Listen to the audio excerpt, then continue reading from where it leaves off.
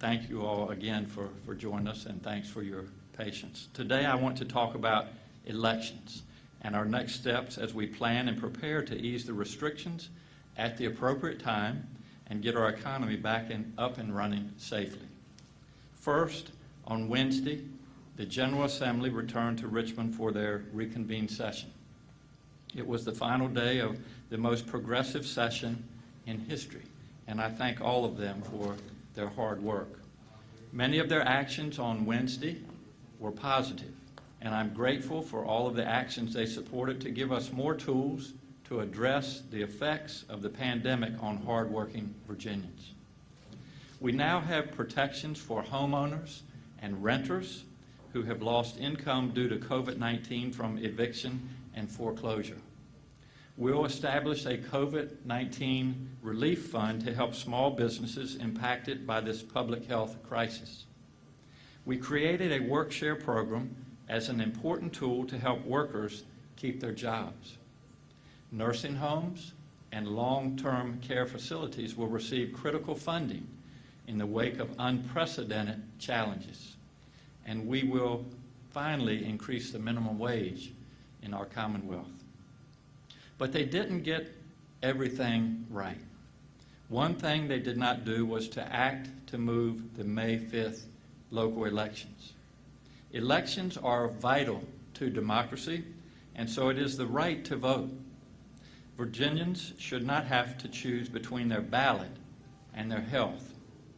The last thing that we want in Virginia is a scene like what we saw when Wisconsin held an election a few weeks ago. People waiting in line for hours, trying to social distance just in order to vote. That's why I recommended moving the May elections to November. I'm grateful to the House of Delegates for supporting that. I am greatly disappointed in the Senate for failing to take this action to protect our fellow Virginians. Today, I have signed an executive order moving the May elections back 2 weeks to May the 19th. That is what the Constitution empowers the governor to do absent General Assembly action. If you plan to vote in that election, I strongly encourage you to vote absentee by mail. And I'll repeat that. I strongly encourage you to vote absentee by mail. For people who do come out, we will make it as safe as possible. We are planning to use some of the volunteers through our Medical Reserve Corps to help election workers and polling places put additional safety measures in place. That will include an adequate supply and proper use of PPE for our poll workers. Now, let's move to our jobs numbers. Last week, more than 82,000 people applied for unemployment benefits in Virginia. That means almost 500,000 Virginians are now unemployed. While this is a large number, the good news is that Virginia has the 10th lowest claims per labor force in our country. On Saturday, we launched the Pandemic Unemployment Assistance Program, which allows independent contractors and gig workers to receive benefits. More than 50,000 Virginians have successfully filed under that program, and they should see benefits by the end of next week. While I understand many people have been frustrated by website difficulties and wait times, Virginia has been one of the most innovative states in ramping up our ability to respond to the sudden large increase in people filing for unemployment. We worked with Microsoft and Virginia Interactive to launch a portal with mobile and texting capabilities, and VEC has been a national leader in working to help Virginians receive these benefits as quickly as possible. Many have already begun receiving their checks. As I said, having 500,000 people unemployed is very unfortunate. And so I want to talk about how we're planning to move Virginia forward. I know everyone is eager to move forward. I know that I am. Yesterday, I extended the ban on elective surgeries through May the 1st, and the closure of DMV offices through May the 11th. I took these steps because while we are working toward a time when we can ease some of these restrictions, we are not there yet. But we are moving in that direction. So today I want to outline how we will determine when we can ease restrictions and our blueprint for what that will look like. We have some slides. With our glitch in the technology, I'm not sure if all of you will be able to see those slides, and especially for the hearing impaired, we will have the words that describe these slides in full detail for you after our presentation. First, I want to talk about where we are today, and then we'll talk about where we're going tomorrow. Since the beginning of this situation, we have taken aggressive action. We closed schools, restricted businesses, and directed people to stay at home. We know that this work and the sacrifices of Virginians are delivering results. Together, we have slowed the spread of this virus. Our hospitals have not been overwhelmed, and according to at least one model, we may have seen our case count peak today. I hope that is true, but we must continue to work to keep counts low. We continue to watch the data.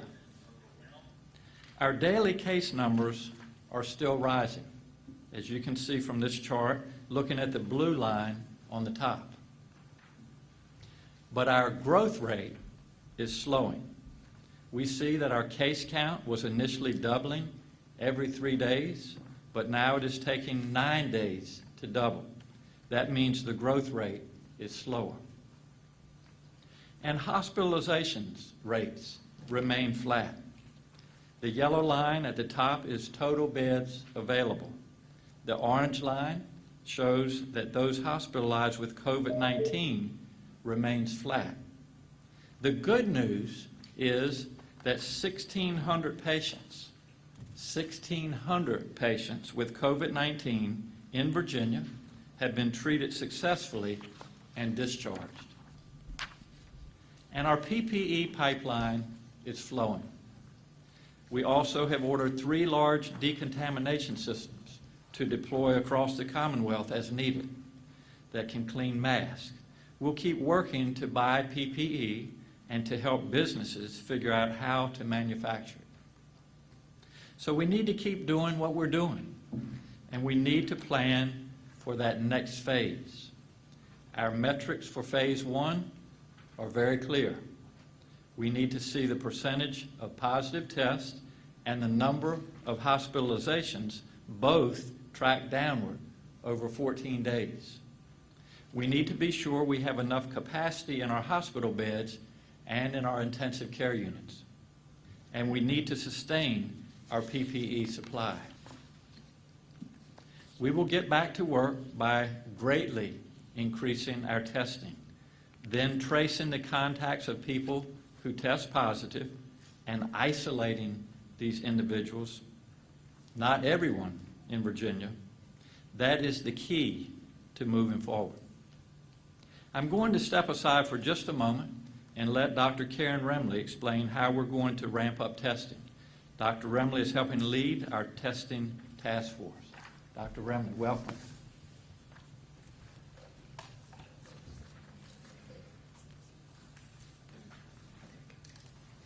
So as we work, I think the most important thing to say first, testing is driven by, in terms of the strategy, the governor and public health leaders behind me decide where we're going to test and how we're going to test.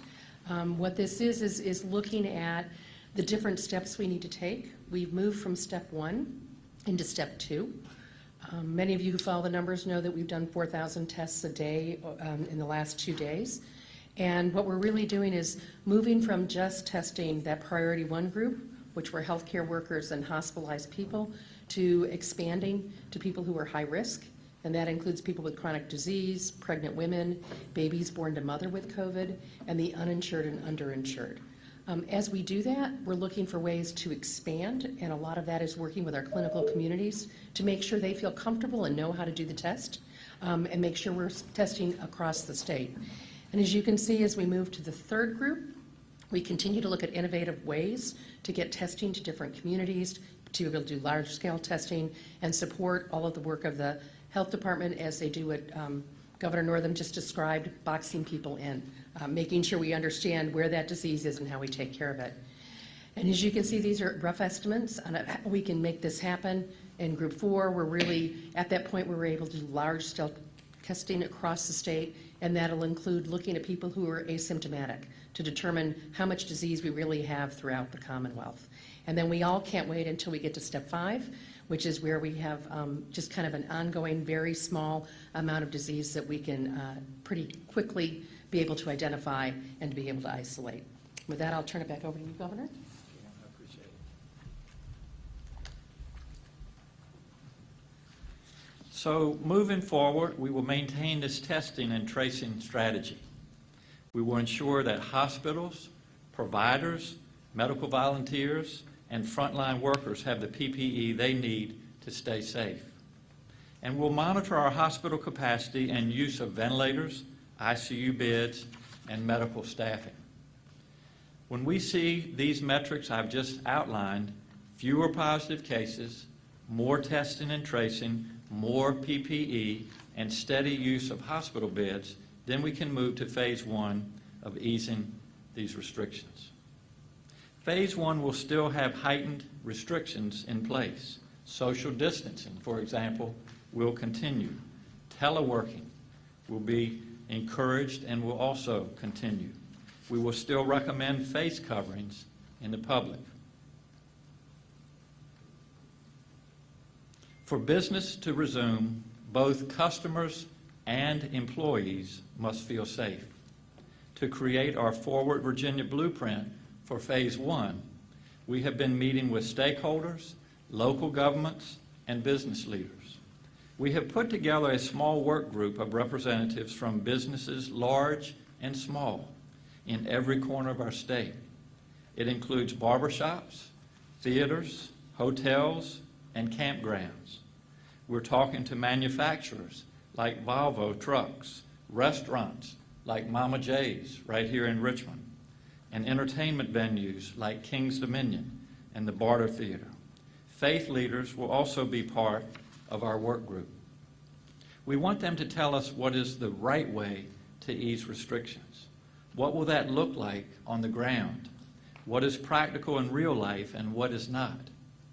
We will use their input as well as input from dozens of Zoom meetings we've had with local government officials, business associations, hospitals, and health associations, and other groups to develop 2 sets of guidance. We'll have overarching rules for our businesses, as well as industry-specific guidance for sectors like restaurants and non-essential retail. This will help make sure that everyone knows the rules of how they must operate when it is safe to do so. As we go forward, we will fill in the details of the Phase 1 blueprint and develop plans for Phases 2 and 3. I am as eager as anyone to move into the time where we can ease some of these restrictions. But we must do so in a safe manner, one that seeks to avoid causing a spike in cases or a surge our hospitals cannot handle. As I've said before, we cannot and will not lift restrictions the way you turn on a light switch. We will do it responsibly and deliberately, and it has to be grounded in data. We will move forward, but in a way that prioritizes public health and creates public confidence. Easing too much too soon could jeopardize public health and consumer confidence. 1 step forward and 2 steps back is no way to move ahead. We will need everyone to continue taking actions to keep themselves and others safe. When you cover your face in public or stay 6 feet away from others, you aren't just protecting yourself. You're protecting other people, and that is the most important part of these efforts. None of us is in this alone. All of our decisions impact other people, other Virginians. I continue to be grateful to our medical professionals, our frontline workers from hospitals to grocery stores, and everyone in Virginia who is staying home and making sacrifices to help us get through this together.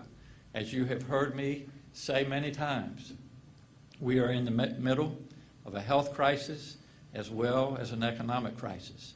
And as soon as we together can get this health crisis under control, as soon as we can put this health crisis behind us, we will be able to get our economy up and running again. So I thank all of you for your cooperation. Now we'll hear from Virginia Health Commissioner Dr. Norm Oliver, and then we will be glad to take questions. Dr. Oliver, welcome. Thank you, Governor. Good afternoon. Just an update on the cases that we have of COVID-19 in the Commonwealth.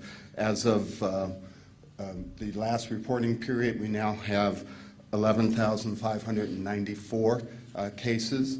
That represents 596 new cases in the last reporting period. We have a total number of deaths of 410. That's an increase of 38. I have been giving periodically some numbers on the breakdown for race in these cases, and I have to apologize for the fact that I hadn't been breaking it down by ethnicity. We'll start doing that in the coming weeks, beginning on Monday, and then we will also include that race and ethnicity breakdown on our web site. Overall, the numbers still are tracking about the same, with African American cases numbering about 28%, deaths around 25, also around 28%, and among the Latinx population, the deaths are numbering at 5%, and the cases are numbering at 26%. Thank you. Dr. Oliver. Be glad to take your questions. Yes. Hi, Governor. Do you have any idea of when you think you might be able to get to that benchmark of 10,000 tests per day in order to reopen the economy in the state? Well, I think as Dr. Remley explained, you know, the answer to your question, we don't have an exact date, but 10,000 is certainly our goal. We're doing this in a stepwise fashion as fast as we can. But to, you know, just to kind of go back in history, 6 weeks ago, we had our first case in Virginia. It was on March the 7th. And at that time, the testing that we were doing in Virginia was sent to Atlanta, to CDC. And so that process has evolved to include our state lab here in Virginia. VCU, UVA have developed testing, private labs to include LabCorp and Quest, and then finally the hospitals, the healthcare systems themselves. And so we've gone from just a few test capability to now where we're testing 2,000 to 3,000. Today we've tested over 4,000. Again, that's taken 6 weeks to get to where we are today. I don't expect it to take another 6 weeks. Really wonderful work is going on. Dr. Remley has been organized this, kind of collaborating. And one of the, I guess, one of the challenges that we've had, one was supplies, obviously, and we're doing better with our supplies. But the other challenge, quite frankly, was that the test was so cumbersome that a lot of providers in Virginia were just choosing not to do it. So we wrote a letter to our providers and have encouraged, and rather than the last mile, it's really the first mile, getting the patient, having the testing availability there, and getting our providers to do that testing. So I would hope, again, that this will be ramped up in the next couple of weeks, but as far as an exact date of 10,000, I don't have that, but as soon as we can get there, we will.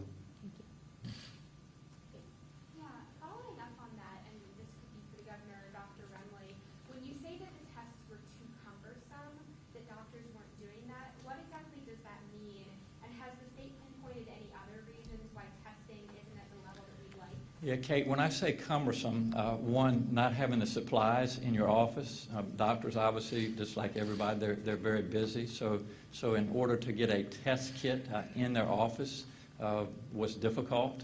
That's become a lot easier, a lot more efficient now.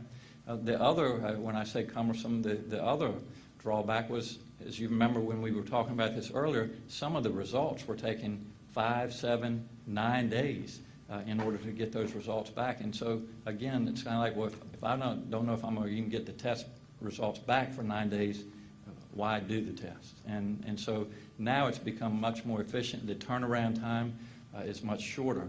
And I think what you'll see as we have collaborated with the labs, with the supply chains, with the providers, the testing will get up and running in a much more efficient manner. And what's the capability at the state lab currently? Is the plan to build capacity through relying on more private labs or through boosting capacity at the state lab?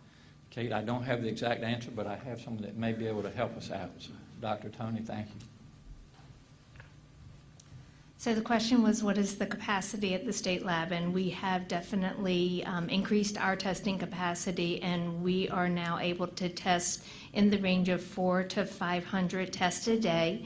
But we are also working in collaboration with hospital laboratories, both UVA, VCU, and Virginia Tech, and trying to coordinate our efforts to expand testing across the Commonwealth so that, as Dr. Remley mentioned, we can meet that benchmark of 10,000 tests across the Commonwealth. But that will also include some of the private commercial laboratories as well. And Dr. Remley is going to expand on some of the comments I made as well. Dr. Remley. So I think what's really important is the clinical community has done exactly what they've been asked to do.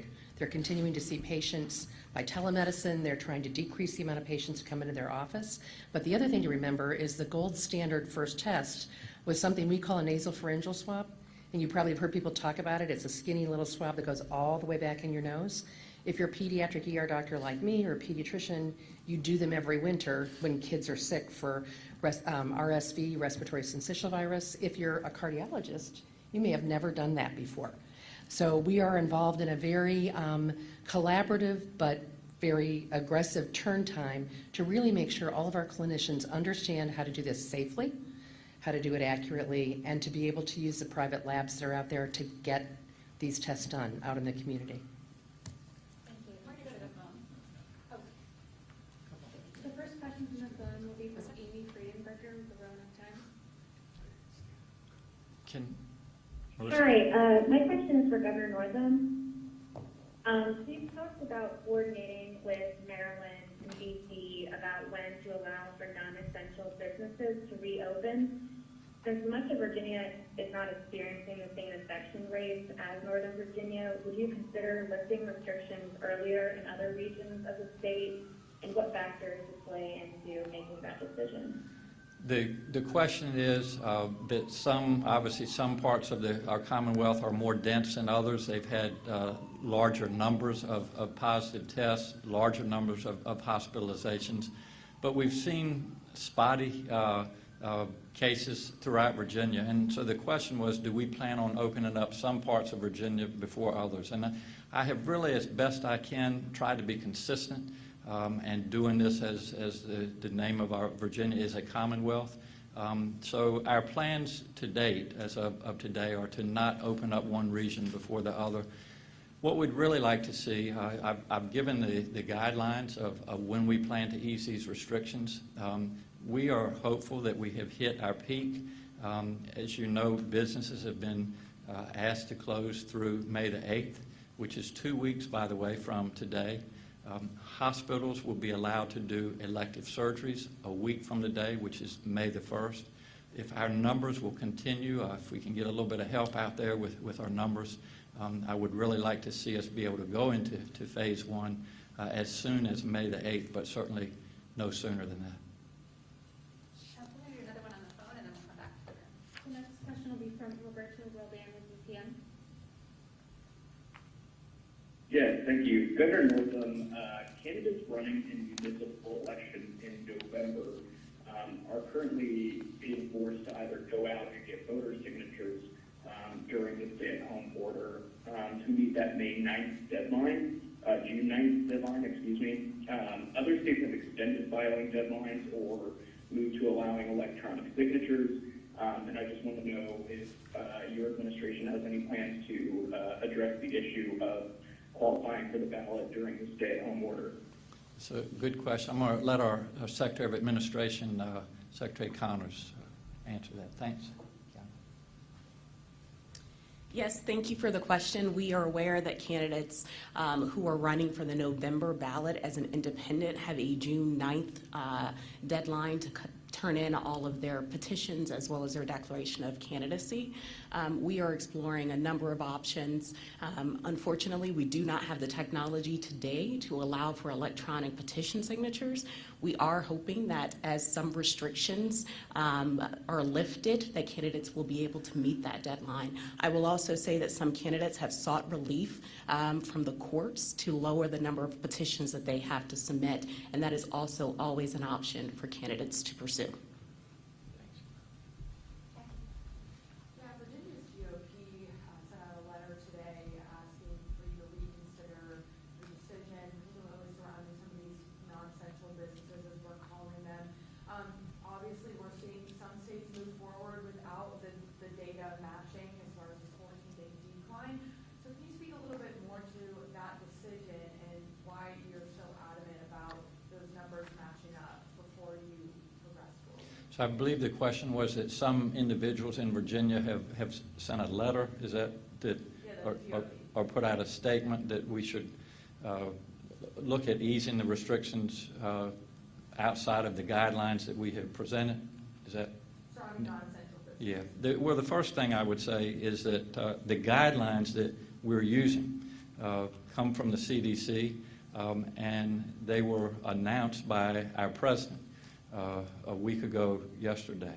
And so while there have been some mixed messages coming out of Washington, that is a message that I think the governors across our country have tried to abide by. Obviously, nothing is written in stone, but we have really been trying to make our decisions with data and following the science. And the CDC, I think, is a good source of guidelines. And so the guidelines that I have outlined today that we've been talking about every day, for that matter, come from the CDC, and we'll continue to follow those. The next question is from Bill Atkinson with the Progress Index. Thank you very much. Governor, prior to the suspension of the utility cutoffs, there were many people, especially in our area and in the lower income communities, who had previously had their water services shut down prior to the suspension, and they were working on trying to get them reinstated when everything happened. And they are trying to tell you, like without water and some of the other utilities, and without the water, they're unable to follow some of the CDC protocols, such things as washing their hands. Is there anything the state can do to work with some of the more local utilities like water and sewer to make sure that these people who are working to try to get the access turned back on will have that access during the crisis? If I heard the question correctly, that it sounded like some folks have had their utilities, their water turned off, and I regret that being the case. I don't have any reason to doubt what you're saying. But I would say that if there are families out there that are having those difficulties, please direct them to our website, and we will do everything that we can not only to help the families, but also to deal or discuss this with the utilities and forgive them for not being able to pay their bills during this difficult time. So please refer those to our office, and we'll do everything that we can to remedy the situation. Governor, what are businesses saying about Phase 1 guidelines, and if they're going to be able to actually meet those guidelines when we do get back to reopening? Yeah, it's a great question. Angela, do you want to talk? Angela Navarro has been communicating with our businesses on a daily basis. Thank you. Well. So Angela Navarro, Deputy Secretary of Commerce and Trade. Your question is, what has the business response been relative to guideline development?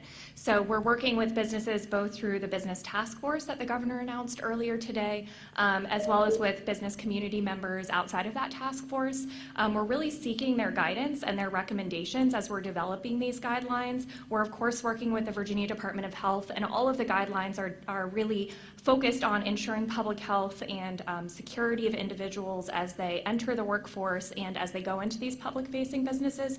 We've had a really strong and positive response from businesses. They want consistency and they want clarity from government as we're putting out these guidelines, and that's what we're hoping to provide in developing this process, is that consistency and that clarity. Thank you.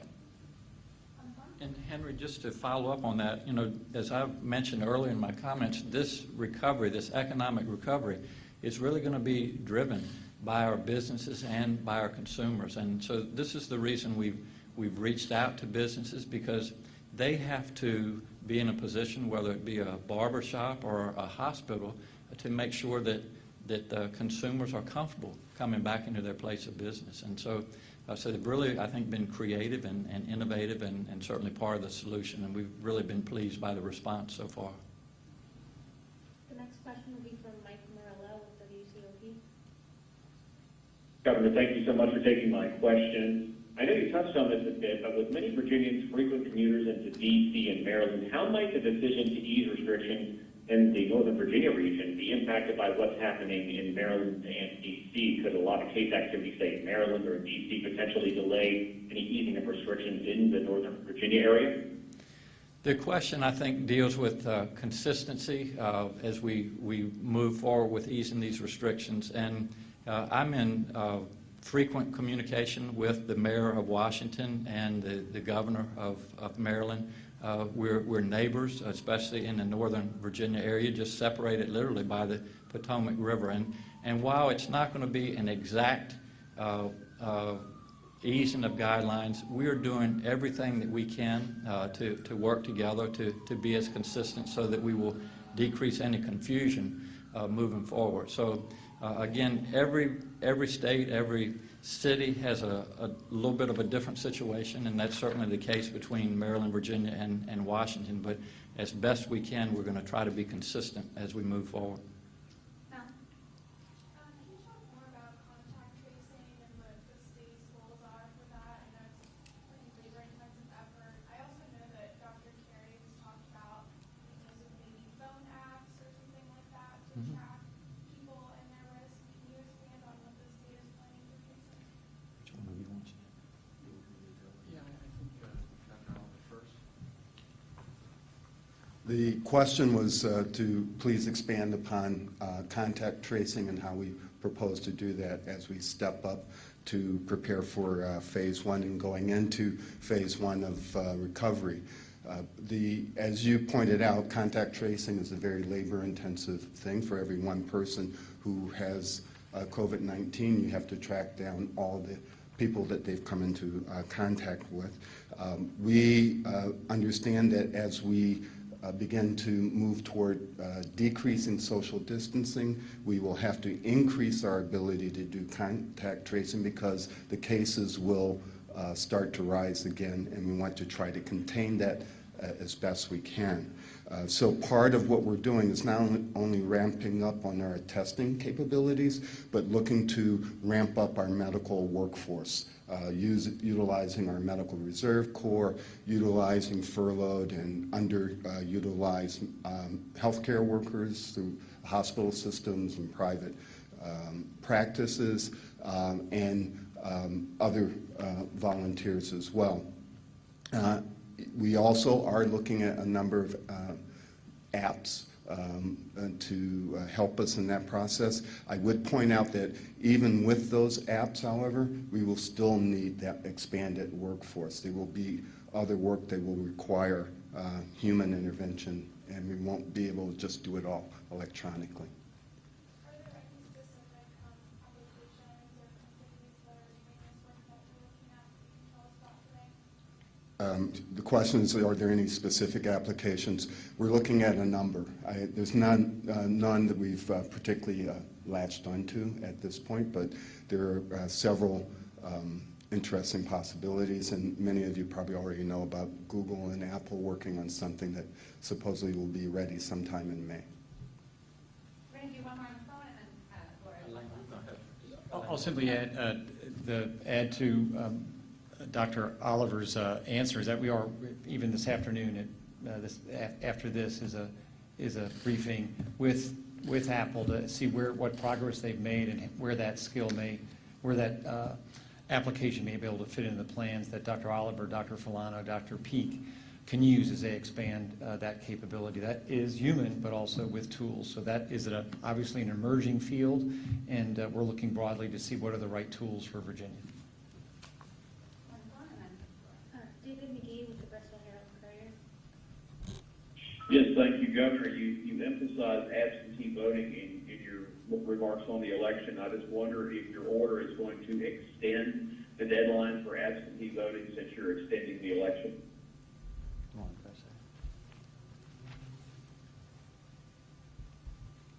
Yes, so the question is, will the deadline for absentee voting be extended due to the governor postponing the election? And the answer is yes. So the last day to request an absentee ballot is May 12, and then the last day to return an absentee ballot is 7 p.m. on Election Day, May 19. Already got the last one. Governor, is it at all a surprise that several weeks into the shutdown, we're still seeing cases and deaths go up, or is that to be expected? Maybe you want to address that? Laura, I was going to give it a try, but I'm going to let, I'm going to let Dr. Forlano, I'm going to take off my doctor's hat and let a real doctor address it. Hi, thanks for the question. The question is it expected that we're seeing case counts continue to rise right now? Is that right? Yeah, so I think that is expected, particularly as we increase testing capacity. You obviously will detect more cases, and those cases will be counted. I think some of the phased recommendations you saw today point to positivity, so what proportion of tests are positive. So that's another important measure to look at.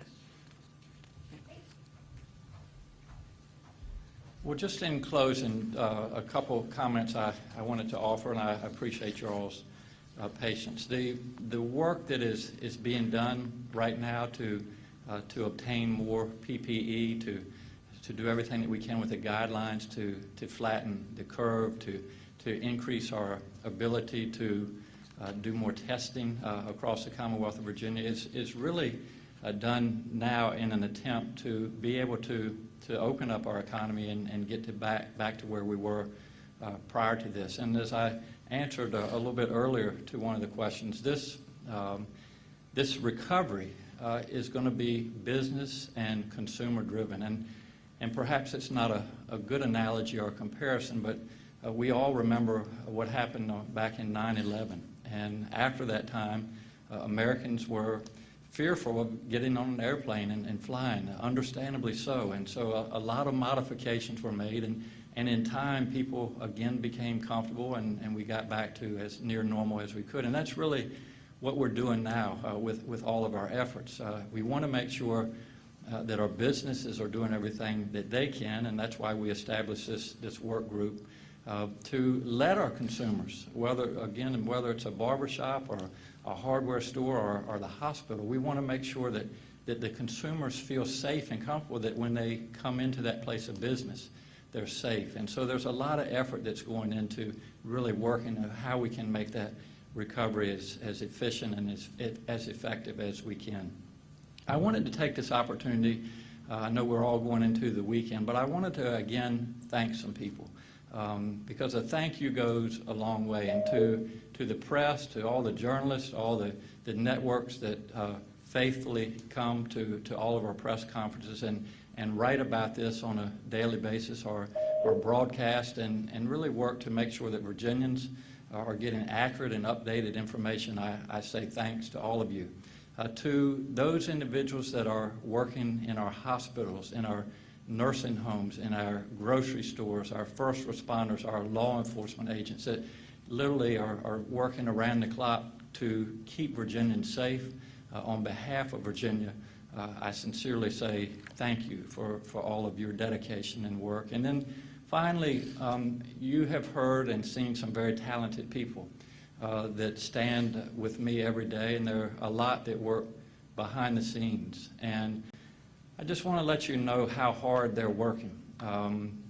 7 days a week, a lot of them are working through the night to make sure that we as Virginians can recover from this. And so on behalf of the Commonwealth of Virginia, to all of them, I say thank you.